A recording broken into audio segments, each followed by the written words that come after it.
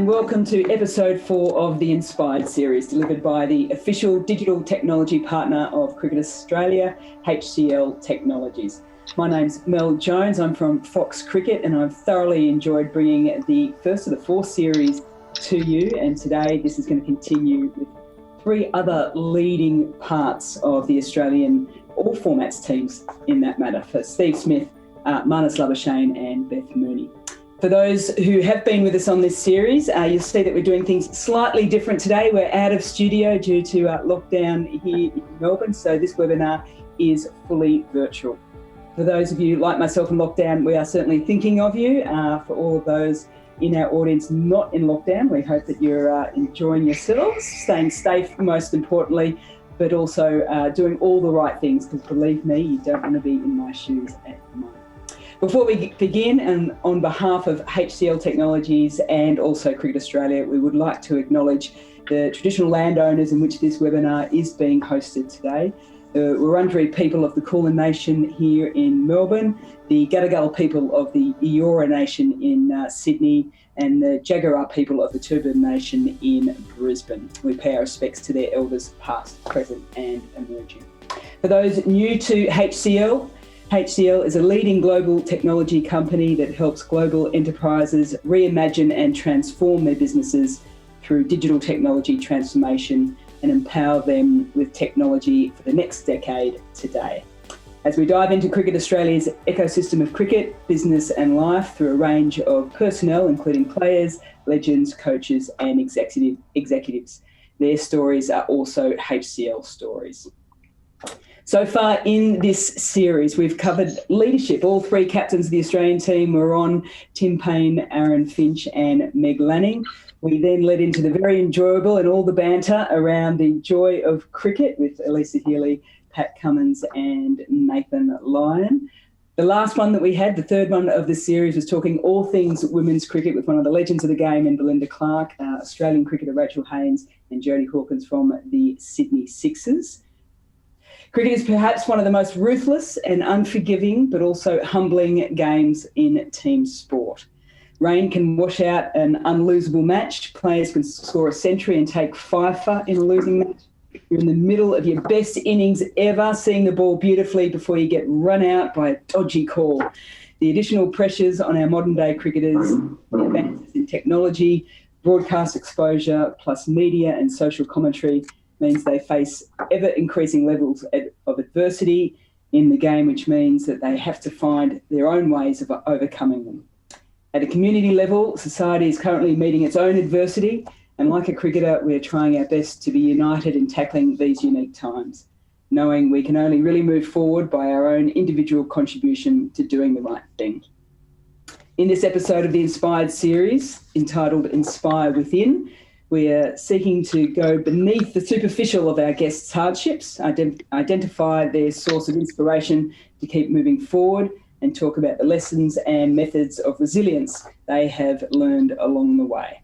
And just a general reminder to everyone as well, we love having you involved in this Inspired series, but a reminder too that you can't record or take photos of this series at all. So this series and any of the future ones as well. Okay, now it's my absolute pleasure to introduce you to our panellists for today. And I've had an absolute probably a highlight of my career is commentating on Steve Smith right around the world. Since making his international debut across all formats in 2010, Steve has risen to the heights not seen since the great Don Bradman. Steve's batting record in Test cricket is peerless, reflected by his #1 position in the ICC Test rankings, and his performance with the bat across all formats stands him in the elite of the elite. The Australian captain from 2015 to 18, he is a World Cup winner, a 2-time Allan Border Medal winner and a Sir Garfield Sobers Trophy winner as the ICC Cricketer of the Year. Since returning to international cricket last year, he has stood as the difference between Australia and England with his batting prowess in the Ashes, as they retain the Ashes on England's soil for the first time in nearly 2 decades. Steve Smith, welcome along. Cheers, Mel. Thanks for having me. Now, tell me if this rumour is right. Now, I'm thinking that in COVID, you ran a marathon, then were told that you didn't run the complete 42.2 kilometres. You were just shy a couple of 100 metres. So you then redid the marathon only a week or so later with a better time. It was a half marathon, Mel. Half marathon, okay. So the river wasn't quite sure. Yeah, I think it's 21 kilometres and 100 metres, 21.1 Ks. Yep. I think it is. And I did 21 on the dot, and there were a few people on Instagram getting stuck into me saying you didn't complete it. So I thought, geez, I better go again and do it properly. So did it. So let me get this right. You fell short by 100 metres. So you thought, no, I'll just wander out and do 21.1. Yeah, it was. I thought I better do it properly. So I didn't know. I genuinely thought it was just 21 Ks, but it's half a marathon. So yeah, plenty of people saying otherwise. So I thought, geez, I better go out and do it properly. So did it. Rightio. Okay, I'm sure our next guest probably has something to say about that anyways. Usually you guys are found in reasonable close proximity to each other, but I know you're definitely a long way apart at the moment. Marnus Labuschagne's rise from the first ever concussion substitute in the history of Test cricket to Australia's premier batsman has been meteoric, but not without an enormous amount of hard work in the lead-up. Born in South Africa, but moving to Queensland at the age of 10, Marnus made his international debut against Pakistan in the UAE. But it wasn't till 12 months later where he made history by replacing Steve Smith in an Ashes Test match at Lords in 2019 that Marnus's career really took off. A match-saving fourth innings half-century trampolined him into the rest of the Ashes series and the Australian summer with the bat. And his form has seen him rise to number 4 in the ICC Test rankings for batters.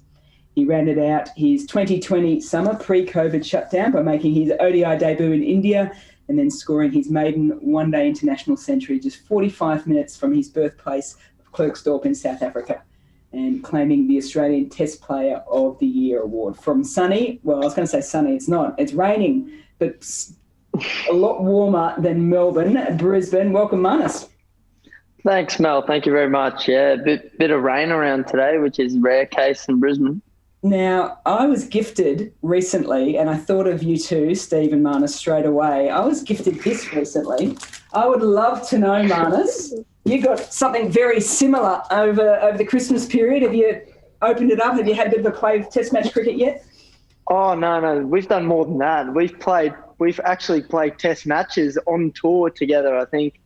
Me and Steve in India, I think we were a bit bored and we're like, all right, let's go to the team room and whip it out on the table. We set some extravagant fields. Steve kept trying to hit it through the leg side. Nothing changed. Surprise. So it was one of the best presents you've ever got? It was actually very good. It's very helpful.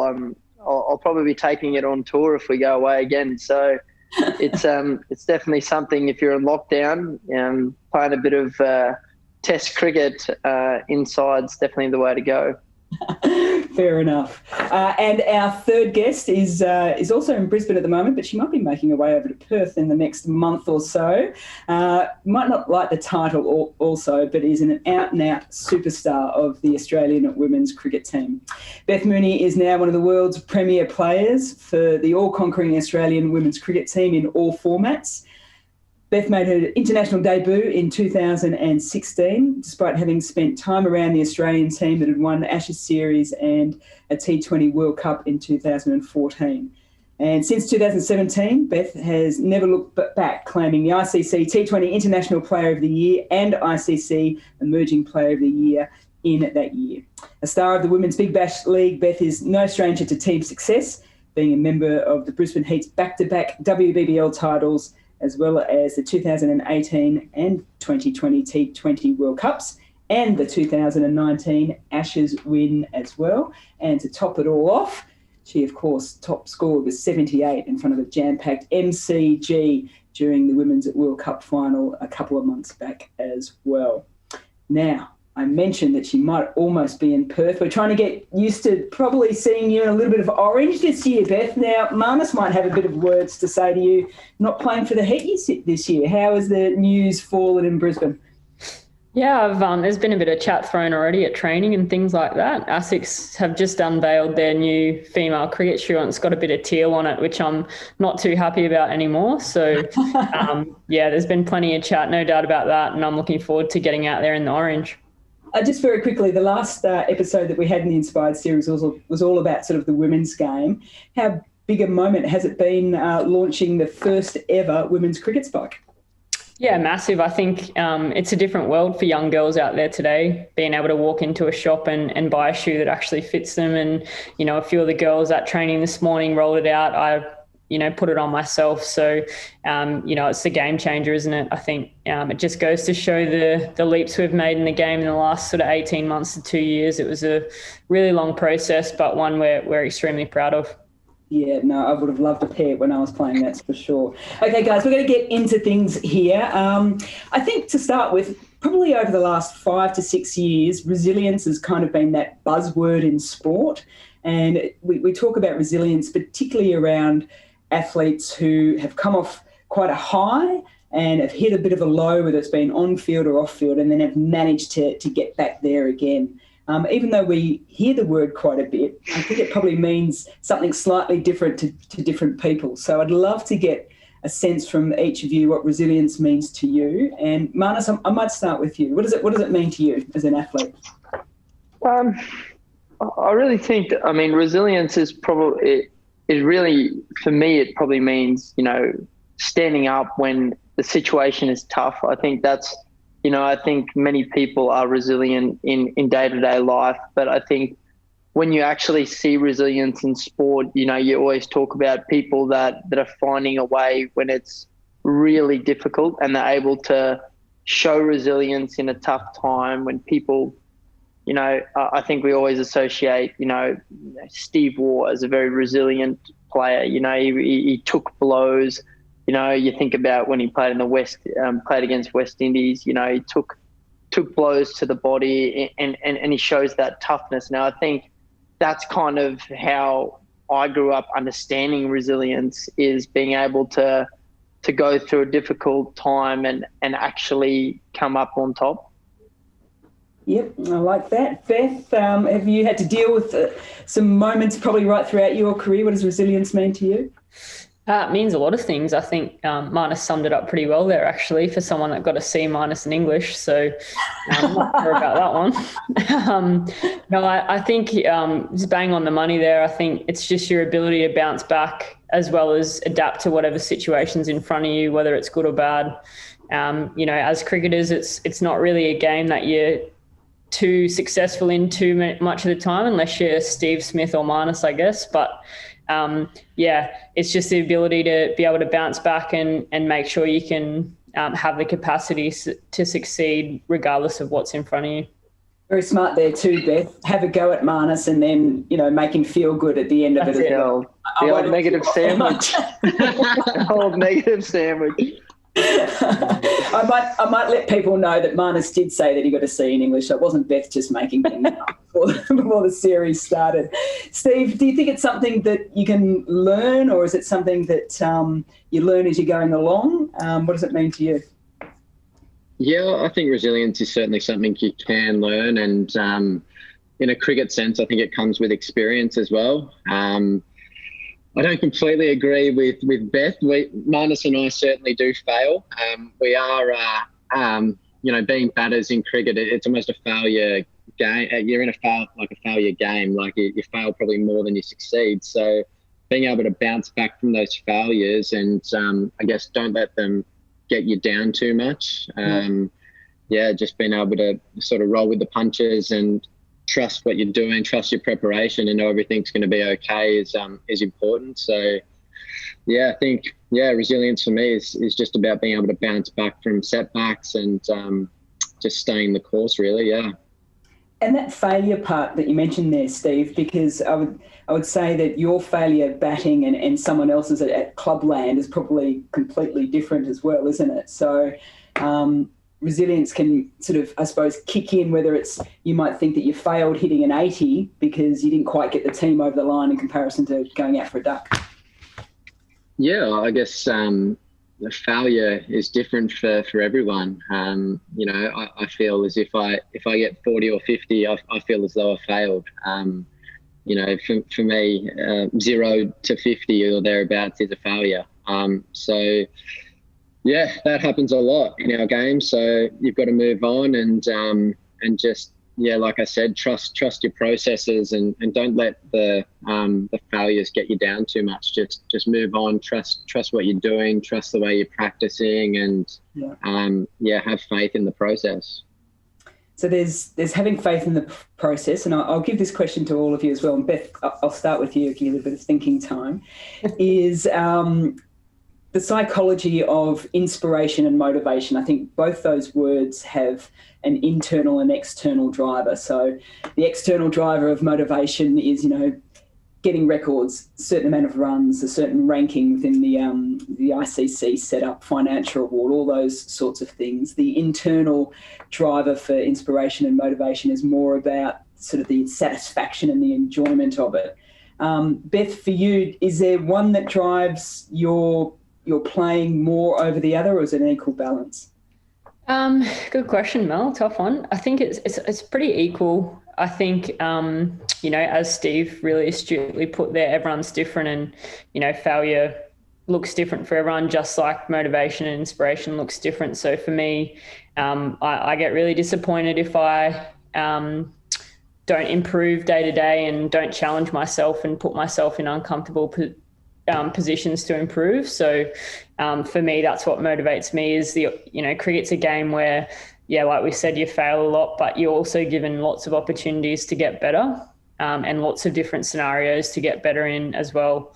So that's sort of what motivates me a little bit. And I draw inspiration a lot from my teammates and seeing them evolve as well, because, you know, the opportunities we get at the moment as female athletes are second to none, and it's only going to keep getting better. So to be able to see the investment that's given to some of the young girls coming around and keeping us on our toes and things like that is something that really inspires me and motivates me to keep getting better as well. Steve, what keeps you up at night, shadow batting to all hours in the morning? Internal or external drivers? What keeps me up? I'm actually visualizing it when I should be sleeping, which isn't a good thing. I need sleep. But I guess talking about motivation, for me, it's a lot similar to Beth. You know, I'm motivated and inspired to sort of get better, and I just want to, you know, while I want to keep training and keep trying to improve, then, you know, I'll play for as long as I can, really. You know, that's what it's all about. And for me, yeah, I don't think about records or any personal milestones. You know, I just want to do the best that I can and be the best player that I can to help whichever team I'm playing for, whether that's Australia, Rajasthan Royals in the IPL, the Sixers, New South Wales. You know, I just want to do the best I can for the team and keep growing as an individual. Marnus, we had a session called the Joy of Cricket, and a lot of the players, Pat, Nathan and Elisa, went back to playing backyard cricket and just the enjoyment of that. Is it still that kind of internal motivator for you, that when you go to training that there's a real fun element about it? Yeah, 100%. You know, I'm very lucky. I fell in love with the game at such a young age, and I think that's probably one of my favourite parts about cricket, and is that ability to train and to actually get better, to work hard, and it's enjoyable. And I think that's what's really what really, and I think it's probably we've all covered sort of the same topic, but that trying to get better each day is actually the motivator. Trying to get better at the game. There's so many different aspects. That's the other thing about cricket. There's, you know, it's not like, you know, there's only one role. You know, you're a batter, you're playing spin, pace, you field in the slips, you got to do that. You field a short leg, you bowl, or, you know, there's so many aspects for you to get better at. So your scope to improve as a cricketer is always so wide. And I think that's the other enjoyment about the game. It's you have to be so versatile in how you do everything. And I think that's kind of the motivator. You know, obviously records and lots of runs and hundreds and statistics are nice to have, but I think they're sort of the bonus on top of all the hard work, and where the hard work happens at training. So when we see you raising the bat this summer, are we going to put it down to all this extra gym work that you were talking about prior to the webinar starting? Yeah, you brought that up. Look, if I stay on the park, that's a good thing, and if I hit a couple of sixes, I can get the coach off my back. So I got to clear the rope a couple of times straight. He always says I hit square sixes. He's getting picky now too. So not only he reckons I use the pace. He reckons I just use the pace to hit sixes. So you agree too, don't you? I'm not hitting a straight six, mate. Okay, we'll be looking out for that this summer then. We were sort of speaking about resilience. I want to move to a little bit more specific in terms of dealing with adversity. And when you look at the psychology of adversity, they say it's like, and I think we've probably all gone through a breakup at times or something pretty tough. They say you sort of go through 5 stages. There's that first stage where there's the denial that it just didn't happen. Then you go through different ranges of anger. Then you start bargaining, and then there's a little bit of depression, and you come back and you finally get your head around it and you're sort of accepting of it as well. With all those stages in play, I'm going to touch base with each of you on certain aspects of your career. Steve, for you, when you're out of the game for those 12 months, did you feel as if you had to go through those 5 stages and sort of tick them off before you could actually accept where you were at for you to then move on and get back into the game? Yeah, and I think those stages just kept sort of reappearing over that 12-month period. You'd have good days, bad days. Yeah. Days where you just didn't know what to do. You got down in the dumps, and periods where I actually, I've spoken about this before. Particularly when I had my elbow in a brace, I actually fell out of love with cricket for the first time and didn't even know whether I wanted to come back and play again. So it was really weird. And then the day that I got my brace off my elbow, it was like a trigger that just said, "What's wrong with you? Like, you love the game. It's time to play again." Yeah. You go through. Well, I went through a whole heap of emotions, and for me, fortunately, I think the way I was able to overcome my situation was I surrounded myself with really good people that I could have, good, deep and honest conversations with about what I was going through, how I was feeling, what was on my mind, where my head was at. Like, it was to have close people around me that helped me get through it is, incredibly important. And I'm, really grateful that I have a close group of friends and family that certainly helped me get through my difficult period. That's for sure. And what was it like coming back to? You came back to club cricket at one phase as well, so that would have been a completely different mindset for you, having probably left club cricket many years ago, dealing with that different level of skill level, people who were probably obviously idolising you around there, but also in your own head, trying to get back into some form to get yourself ready for international cricket. Yeah, it was really different. And it perhaps might hold me in good stead for, the next little bit of cricket, playing in front of no crowds and not having, that involved in the game. So a few of the guys might be able to learn something off me. But, look, it was really different, but great to, I guess, reconnect again with, my club Sutherland, play some cricket with them, see some young kids and put some smiles on some kids' faces, and just go back to sort of where it all started. It was really good, and certainly enjoyed it. That's for sure. Marnus, for you, and we chatted a little bit off before the webinar started on this. I could never think, as someone who grew up here in Australia, English is my first language.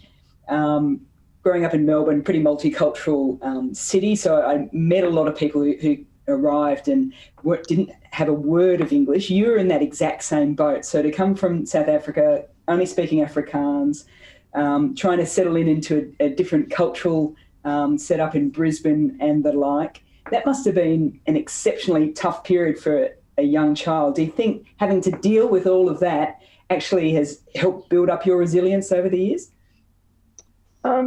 Yeah, it definitely has. I think as a kid, it's actually probably easier to adapt to a different culture and different things than it is as an adult. And obviously when we arrived, my parents had the priority pretty clear. I think we arrived on the Wednesday and I was playing cricket on the Saturday. So the priority was finding a cricket club as soon as we got here so I could play. Did you have a net on the Thursday? I definitely would have hit some sort of balls before it. I think as a kid, you're able to really get used to the culture really quickly.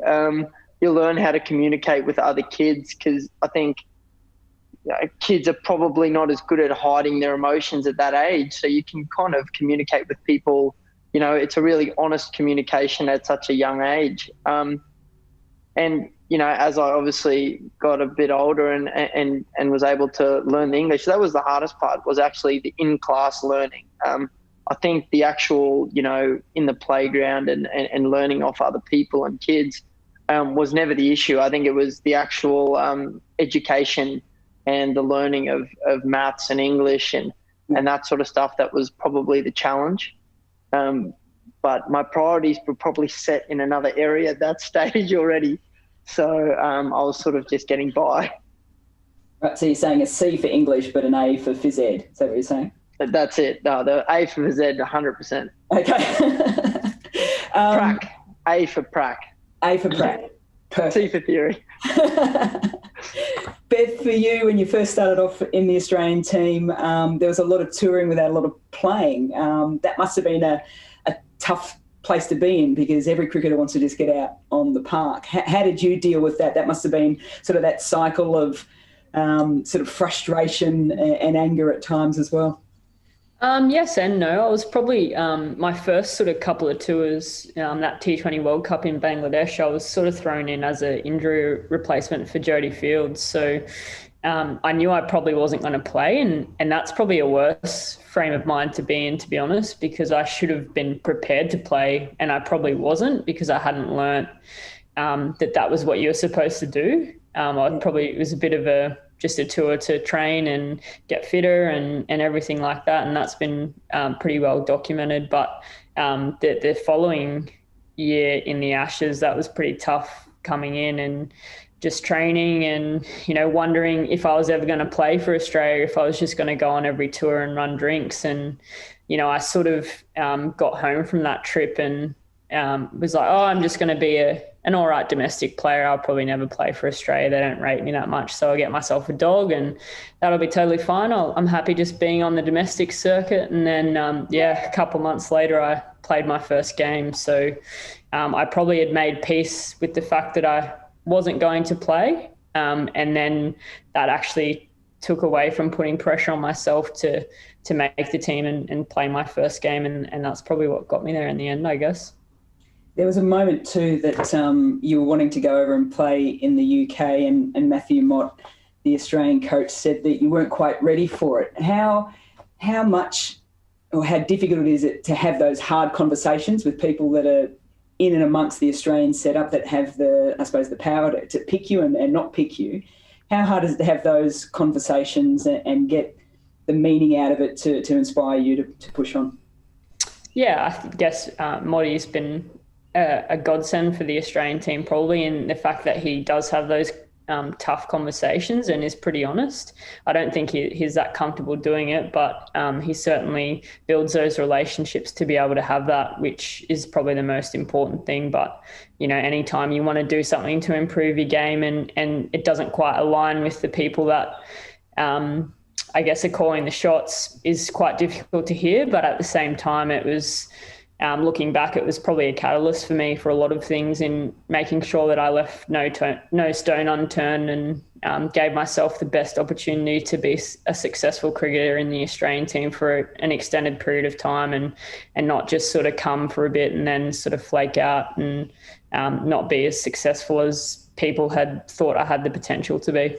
Yeah. Guys, I might ask you the same question about conversations you've had with whether it's captains of teams or coaches or selectors. Has there ever been that conversation that you potentially didn't agree with them, or was a really tough one to sort of navigate your way through, but by the end of it, when it came out, it was a really good conversation to have? Marnus, I might start with you. Probably one of the most memorable conversations for me was the day, the year after I debuted for Queensland. I played 5 Shield games at the start. I got picked straight from club cricket, so I didn't play any second 11 cricket, nothing. I just got picked. Usman Khawaja broke his finger, and I was in. Played 5 games, and after 5 games, I got dropped, and I played a couple of second 11 games. And at the end of that year, I sat down and kind of went to my contract meeting. Going, well, I'm 20. That was an all right start. Thinking I was going to get some sort of contract, and I got nothing. And I remember that conversation actually with Trevor Holmes, who was the Queensland selector at that stage. And I remember that conversation quite clearly, walking out there and kind of feeling heartbroken. But also, I think that instance there really, I think, had such a big influence on my career so far.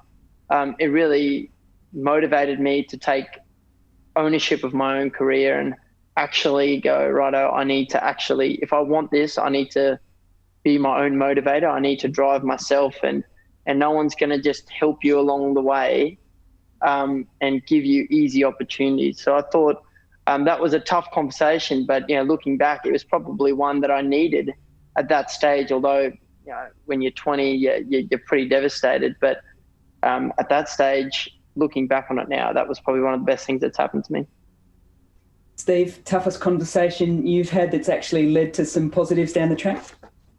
Yeah, I think so back a long time now. I think 2011, I just played I got called into the Ashes squad in the 3rd test at Perth, and I played Perth, Melbourne, Sydney, and I was batting at number 6. I was kind of a bits and pieces player, a bit of an all-rounder. And I remember we got beaten in that Ashes series, unfortunately, at home. And I remember I got 50 not out in the second innings of the last test match. We had a tour coming up just after that to Sri Lanka. I thought, geez, maybe I've done enough I didn't score any runs in the prior games. I thought maybe I've done enough to sneak on that tour and get a game. And I remember I got a call from Andrew Hilditch, who was the chairman of selectors at the time, and said, you won't be on that tour. You haven't scored enough runs. And that was kind of that was a moment for me where I had to kind of make a decision about how I wanted to proceed in the future. And at that stage, I was really disappointed. I thought, geez, I just got in the Australian side. How good's this? Like, really bright future. I'm doing what I love. I'm going to be in the Australian team. I could be in the Australian team for a long time now. This is really cool. I'd achieved a dream, and then got that call, and it was shattering for a couple of weeks. And I was down in the dumps, and just had like mood swings. I was really angry, and then I sort of got to a point where I was just like, just look at yourself in the mirror, mate. Like, you haven't scored enough runs. Be honest with yourself, and make a change. And it was at that point in time that I decided my bowling was done. I've had enough. I want to concentrate solely on my batting. Okay. If I want to get back into the team and be successful and play a lot of cricket for Australia, I felt it was my batting that was going to get me there. And at that stage, there were lots of people that were trying to influence me to, keep working on my bowling, and it's still a good string to your bow. And I was kind of like, being a leg spinner takes so much time. And Marnus might want to listen to this quite closely as well. Bowling leg spin takes up a lot of time. And I was like, that time that I'm doing bowling and working on something that, I enjoyed it, but it just took up so much time. I was like, I want to just focus solely on my batting and be the best batsman that I could be. So, yeah, it was then that I decided to do that, and that came off the back of being dropped and being disappointed, and not being able to do what I wanted to do, and that's play cricket for Australia. So I had to find a way to do it, and I made that decision, and I think it's been a good one. I hope it's been a good one anyway. A little bit, yeah. So that it's self-analysis and being self-critical as well is a big part of it. Yeah, and look, of course you're going to be disappointed when you get dropped, but ultimately you've got to look at yourself. You get dropped for a reason, like you didn't score enough runs. So yeah, be disappointed, but move on as quickly as you can and keep moving forward. Yeah. Marnus, I'm going to take you back to Lords during the Ashes. Second innings, Australia 2 for 19, chasing 267 for the series win. There would have been, I'm guessing, a complete range of emotions for you. There would have been the fact that Steve had the concussion, so concern. Well, I'm going to say concern for him. Just nod on that one, okay? Concern for your teammate. The excitement of actually playing as well. That sort of sense of expectation that you probably knew that if you got some runs in this innings, you might play out the rest of the series. And then just, I guess, the enormity of filling in for Steve, who was in such good form and playing at Lords as well. That's a whole range of emotions. How did you deal with that when that's all sort of flying around as you're walking through the long room out onto the ground? Well, I think the people in the long room thought, who the heck is walking out here? Who is this guy? Look, I think there's a few things on that particular day that helped me. One was the fact that I had no idea I was playing till about 9 o'clock when I was mid-net facing Starkey, James Pattinson and Michael Nessa. And as soon as I found out, I walked out of the net and I was like, well, I'm not breaking a finger. That's enough. Clarity of thought. Very good. Yeah. So I think that really helped me because I think I felt really confident at that stage in my game. I was batting really well. And I just felt like, I just felt good in my game when my game was at. I played a whole 10 games of county cricket there. And I came off the back of a lot of runs. And the other thing was I was swinging in for a bloke that averaged 60. So, what can go, like, people aren't expecting you to do well. People are expecting you to fail. I think people underrate that statement, but it is a big factor. You go out there and you're playing your natural game. I mean, I went out there, I'm pretty sure I played a reverse sweep out of the rough when we're trying to save a test match. What did JL say about that, mate? Look, I think at that stage he was still like, I love the way you positive play, but I went, look, there's more to that story. You weren't going to go out after that shot, were you? You didn't want to go back into the dressing rooms. Yeah, well, if I got out to it, yeah, absolutely, I would have. Yeah, I wouldn't have played the next game, that's for sure. Yeah, and I think that ability really freed me up to just play my natural game and be really confident in myself. Yeah. All the other stuff is just external noise, so it's about trying to block that out and making sure that you're focused and you've got clarity within yourself to know what you're doing. And I think that particular innings, really gave me the confidence to know that, I belong at that level. I played probably 4 tests, up till that test. And, like you said, probably similar to what Steve said, I batted at 5 or 6 in the first one. We had no Steve and David Warner at that stage when I played. So, everyone kind of knew they're going to come back in the side, who's going to move out. And I think even getting dropped for the start of that Ashes and for the India series at home was sort of the wake-up call. Like, no one really cares about anything else anymore. There's the point that people think you're a good player, you got potential, but there's a point in your career where it comes that the only thing that matters is scoring runs. And it doesn't matter what else you do, you just have to score runs. And I was able to find that in England when I went and played county cricket. That doesn't matter if I'm not feeling good today or if I'm tired. It's just you have to wake up, you have to score runs because your team needs you. And I think that really helped me when I did get the opportunity in the Ashes. Beth, I'm going to talk to you about weight of expectation, which both the guys have spoken about as well. I can't ever remember a team playing at home that had the weight of expectation that the Australian women's cricket team did coming into this recent World Cup. I'd love to get just from your sense, both as an individual but also as part of the team as a whole, how you managed that entire process, both in the lead up to the World Cup, then also thinking loss against India round 1, on the verge, 3 for 10 against Sri Lanka in the second round. for you personally, just battling that throughout the series in terms of that weight of expectation, what helped you get through those times, those tough times? Yeah, it was one thing leading up to the World Cup to talk about it.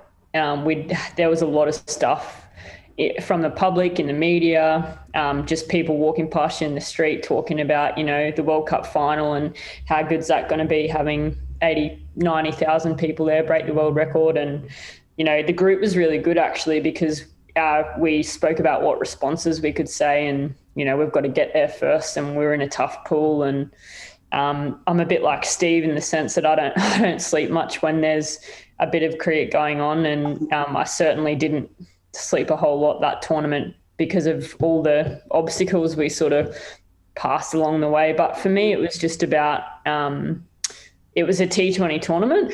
They're very hard to win, whether you're the best team in the world or not.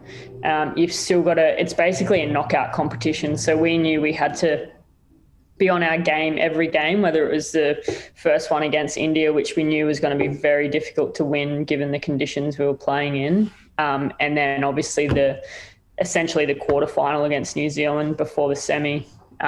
So we were put in some pretty tough situations, and that 3 for 10 against Sri Lanka was probably a turning point for our group, because I think it showed a lot of character within our side. And, Rach Haynes came out and grinded out an innings of 60 off not many balls and pretty much got us over the line. And, Meg just did Meg things. And I guess we showed a different side of our game and our style of play, where we had to, I guess, our backs were against the wall, and we found a way, which the preceding probably 12 to 18 months, we'd kind of cruised a bit and just won a ton of games.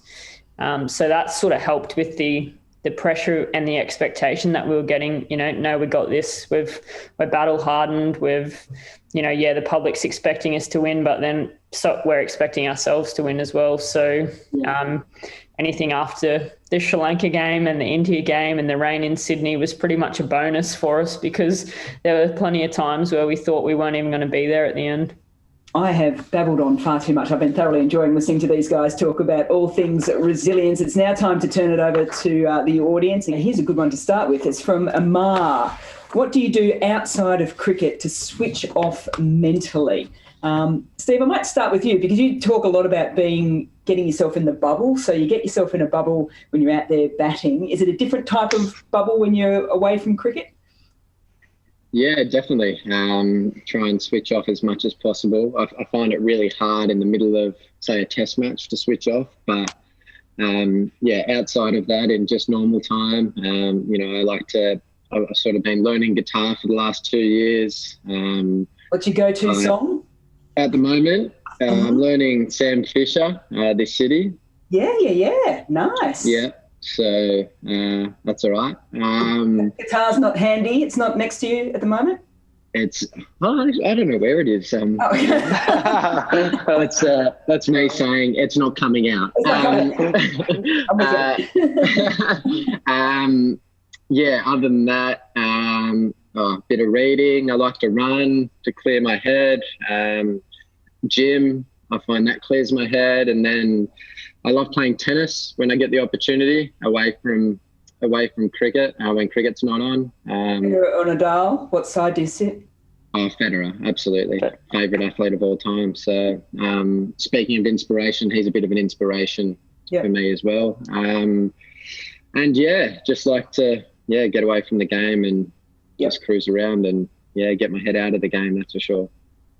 Marnus, Steve goes to the gym. That's not your relaxed time, is it now? Marnus has a terrible backhand. Incorrect. I'm definitely the better tennis player. I'm definitely the better tennis player out of us two. That's for sure. Who, Marnus? I'm not the greatest person to ask about getting away from the game. Because you don't? I think, I sit more on that side. On a serious note? Sorry? You think it's a concern? Is it something? No, because I think I think there's a difference between, like you said, when you're in a series or in a test series or a bunch of games, it's very hard to mentally switch off because you're always thinking about the game. But I do think if you can find other ways to, help your mind not think intensely about cricket, I think that's switching off. So for me, if there's cricket on and I'm watching cricket, I don't feel like that's, that's just me relaxing and being able to enjoy the game as a viewer, because I always loved the game before I was a test player. So there's no reason now why I can't sit back and enjoy the game now as a viewer still. Mm-hmm. But yeah, I mean, I don't do too much. Like you said, I love playing tennis. So I've been playing a lot of tennis during the lockdown, a little bit of golf, and then it sounds like I'm just copying his answer. But yeah, then a bit of gym, but I'm definitely not doing the running he's doing. So there's our difference. There we go. Yeah. But yeah, I really do enjoy the different parts of the game, like playing cricket in the backyard and stuff like that. I feel like that's, and I have dragged a few of the boys along. They won't all come out in a minute, but we've definitely played some changing room cricket. Or playing cricket in the team room. Don't you shake your head. We've had some long days in the field in Perth, and I had about 7 blokes come back playing cricket that night in the team room. And Steve Smith was one of them, so you can't hide. So I'm probably not helping him. I'm not letting him get away from the game. Okay, we might get people to send through a few suggestions for you for things outside of cricket. Beth, you almost cringed. I could see you tightening up when Marnus mentioned golf, because you're one of the few non-golf loving cricketers going around. What do you do to get away from the game? Yeah, I think golf would make me a bit more mentally unstable than I already am about cricket. Yes, so I'm with you. Yeah, Yes. Thank you. For someone else on my side, it's great. No, I'm bit the same. I like a bit of gym. I like a bit of cycling as well, mainly. Finding good coffees, reading books. I've just finished Anna Mears's new book, which is amazing. I'm just going to give her a plug. So I think she's one of the best athletes, a bit like Rog. So yeah, she, anything that gets me away from it. I'm a bit of a snuff though. So if there's a game on, I'll have it on the TV in the background as well. There is some commonality between you three, but we'll leave that there. The next question here is from Shakti, and I might direct this more to Steve and Marnus, and you'll understand why in a second, Beth. What can you learn from other elite cricketers? I might come back to you on that one, Beth, but what can you also learn from elite women's cricketers like Beth? Steve? Yeah, well, I think you can learn so much from other players. Just watching, some of the great players play and picking up, mannerisms from them and the way they play. And what are you laughing at? You can take bits of people's game and implement them into your own. And did you do that when you were a kid? Did you find that? Who was your hero, and did you try and mimic that person? Absolutely. Yeah. I think so Mark Waugh was my favourite player growing up. And I think if you look at my swing and the way my bat sort of goes out, a bit like his did, I think I, perhaps maybe got that from him at a young age. So it's amazing the things you can pick up when you're just in the backyard or whatever, and it sort of comes into your game out in the middle. So yeah, of course, you try and learn off other people as much as you can, and that's the beauty of playing in a team sport as well, that you can learn off your players around you, and try and implement those the positive aspects into your game. Yeah. Beth, growing up, I'm tipping you're a lot like a lot of female cricketers in the sense of your hero was probably one of the male players, because there wasn't a lot of women's cricket on TV. Yeah, definitely. I grew up watching, Mike Hussey and Adam Gilchrist bat, and love the way they went about their business. You lefties, you stay together, don't you? Yeah, that's right. We're a dying breed, Mel, so got to support them where I can. I just dreamt of playing a cover drive like Mike Hussey, so probably everyone in the team that's my age, we all grew up watching that and loving, that's where the love of the game comes from, watching Test cricket. I think when you're a traditional cricketer like myself, now it's a little bit different. I think the T20 game is obviously getting more girls and boys to pick up their bat, and the difference between men's T20 cricket and women's is not as contrasting as it used to be. There's a few girls like Ash Gardner who can barely swing their bat and hit it over the fence, but there's still some people like me who hit one bounce fours and try and be technically correct and things like that. So just the beauty of the game is something that gets people involved.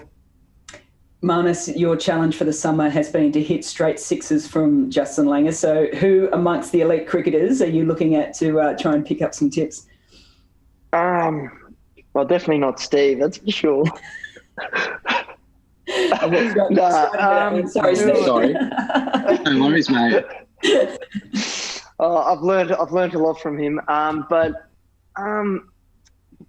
No, sort of just to touch on the point, exactly what Steve said. You just learn so much from anyone. I think I find not just your own team, but opposition players. And I'll always be, if I'm in the field and you're watching someone bat and you're like, gee, they're doing that really well. And you actually makes you think about your own game. You're like, geez, they're doing that really well. Or different people, people have said that I do a lot of similar mannerisms to Steve. And that is something that I just subconsciously picked up from watching him bat in the nets or batting in a game. And we've seen a lot of him batting, so it's hard. Yeah, well,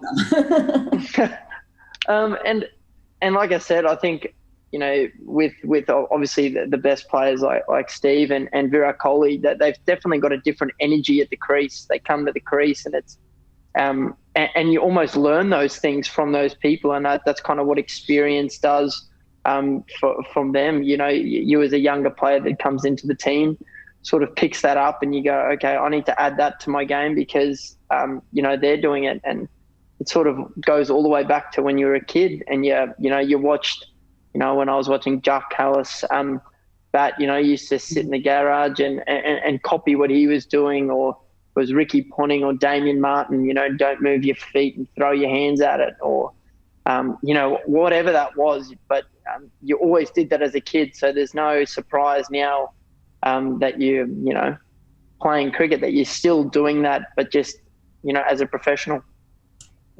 Before we get on to the next question, each of you, are you tinkerers with your game? You've all sort of mentioned watching other athletes and trying to pick up on different things. Do you see something and go, I'm going to try that, and then how long do you keep trying it until you either discard it or keep it in? Beth, I'll start with you.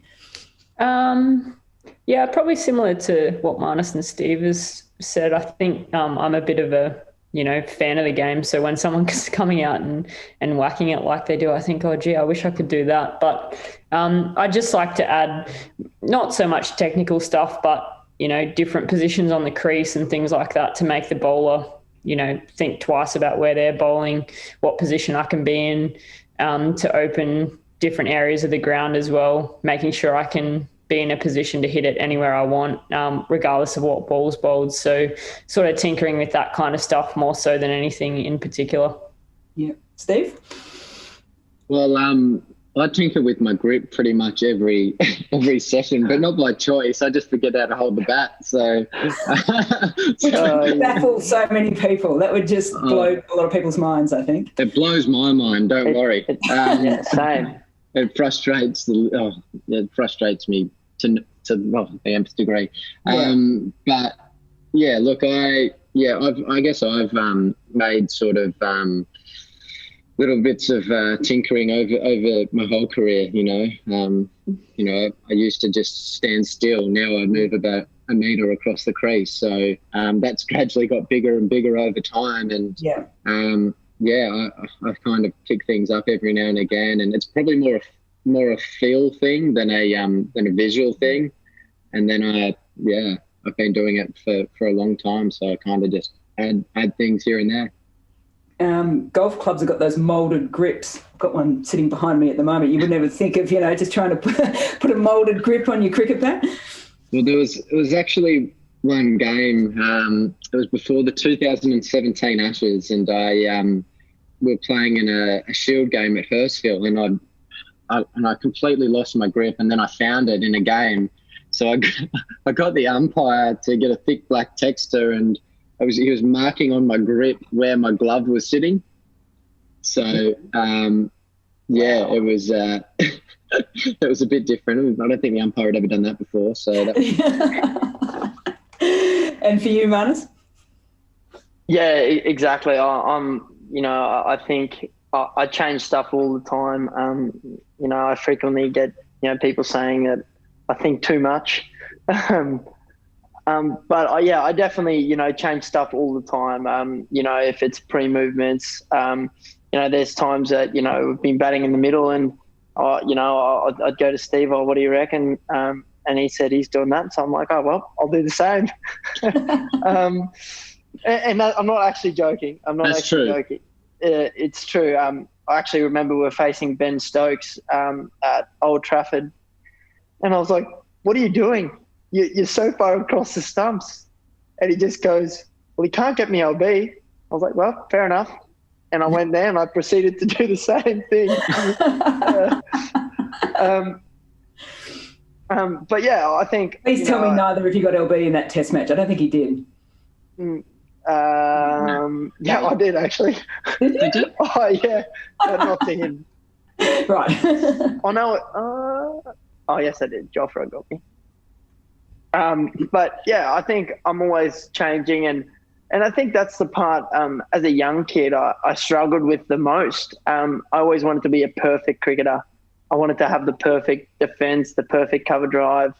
And it's only as I got older, probably even in the last 2 years, that almost let that part of my game go and say, I just want to make sure that I'm always thinking about the game and always trying to change my game to whatever the situation needs me to be. And I think that was that's one thing you look at Steve, and that's one thing I've learned from him in the sort of last year and a half that we've been playing together, is that ability just to play with what's in front of you and not really care about, the sort of external noise of people going, what's he doing or what's happening.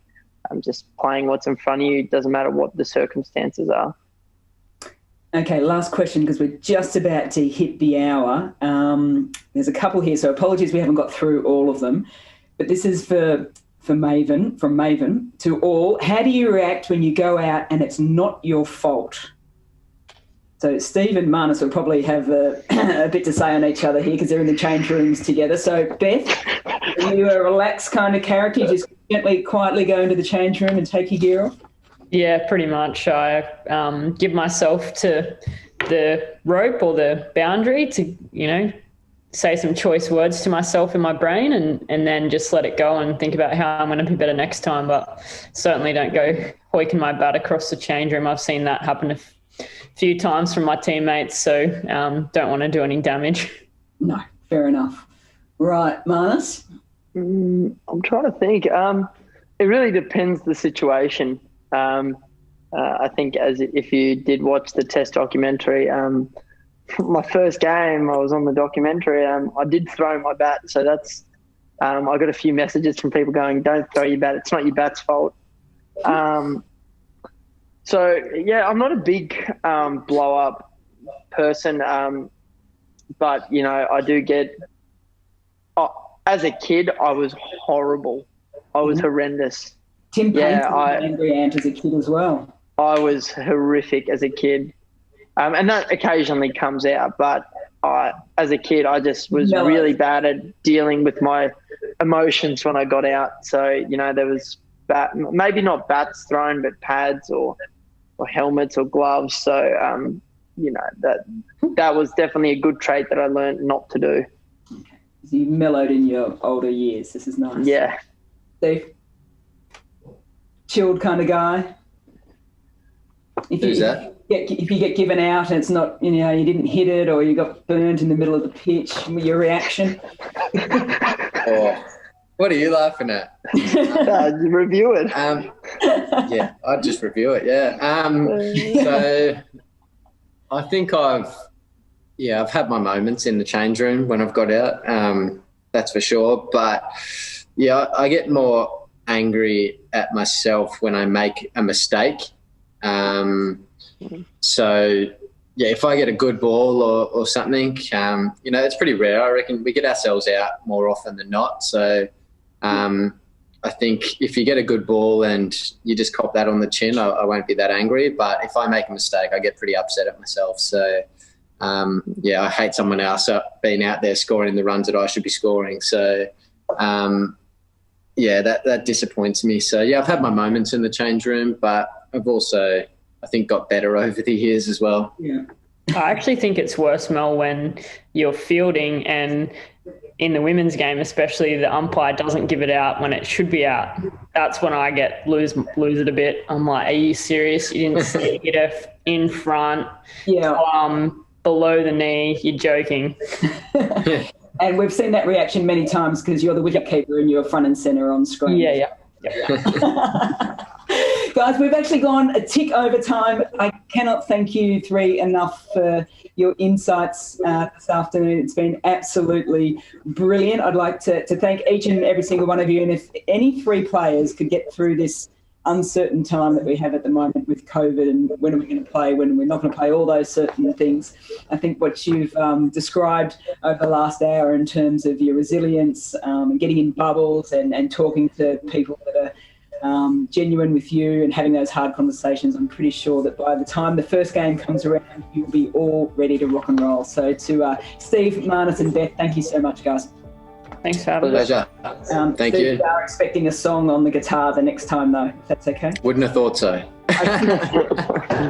Straight down the barrel. Well done, you. Okay.